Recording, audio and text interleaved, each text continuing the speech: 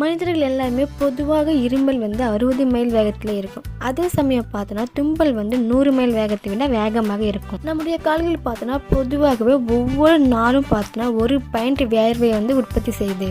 இப்போ பிறந்த குழந்தைகளோட கண்ணை பார்த்தோன்னா நீல நிறத்துல தான் இருக்கும். மனிதர்களோட சிறுகுடல் பார்த்தோன்னா அதுதான் நம்ம உடம்புலயே இருக்கிற மிகப்பெரிய உள்ளுறுப்பு. நம்ம சுவாசிக்கிற ஆக்சிஜன் 20% நம்ம மூளையால் பயன்படுத்தப்படுது. நம்ம குளிர்ச்சியா இருக்கும்போது தான் நம்மளோட விரல் நகங்கள் வேகமாக வளரும்.